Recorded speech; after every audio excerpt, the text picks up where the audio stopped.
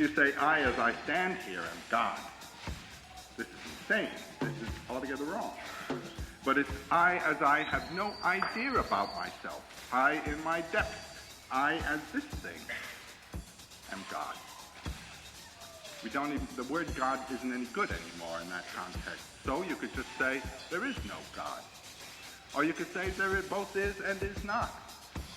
I have one friend who, when people ask him, do you believe in God?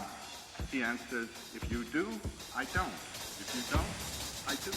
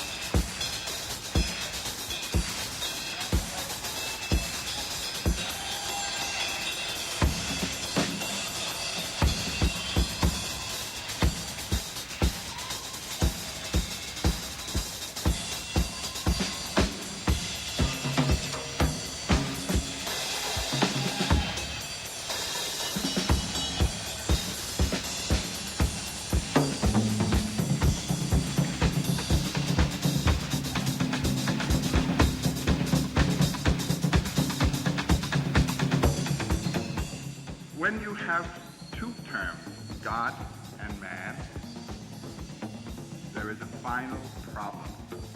To whom is your ultimate loyalty? Are you loyal to God, or are you loyal to man?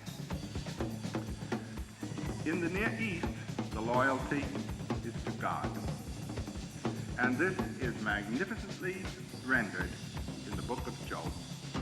That is the great hero book of the Old Testament. God, in this case, behaved outrageously. There's no excuse for it in human terms. As Gilbert Murray, the old classical professor, once said, it's as though you made a bet with your friend, God made a bet with the devil, you remember, that you could torture your pet dog and he'd never bite. So God makes a bet with the devil that this good man can be abused and this good man will never turn from God. That's right. Job never did. But Job certainly was puzzled. And his friends came to him and they said, you must have been bad. You know what happened? His whole family was taken away, the house knocked down, he himself got sick and then boils and everything else. He's finally sitting on a dust bin. And his friends come to talk, oh, Job, what have you been doing? And he said, no, indeed. And he was right. The reason this was happening to him was because he was a good man. Rather upsetting story.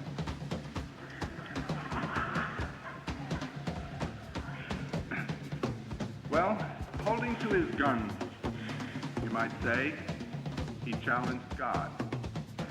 And God showed himself. And you know what happened. You can't say, look here, I had a bet with this friend of mine, and you've done just fine. I'm going to give you another family, and it's all right. That's not what God said. Did God try to justify himself? He didn't try that either. He said, are you big? I am. Could you fill Leviathan's nose with harpoons? I did.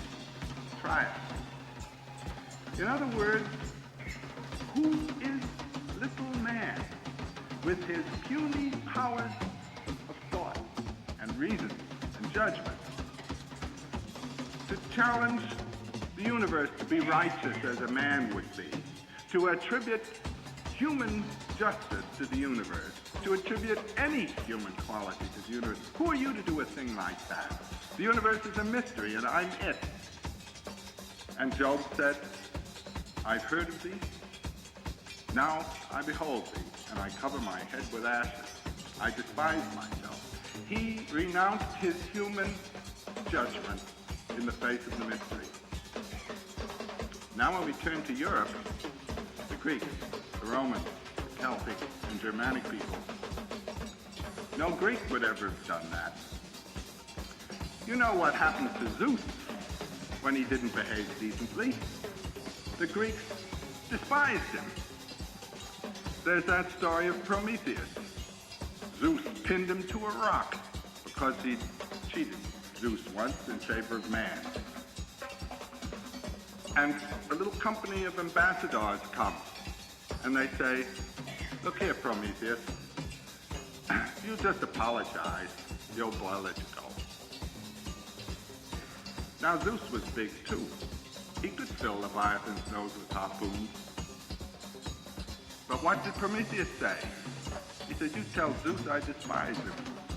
Let him do as he likes. I care less than nothing for Zeus.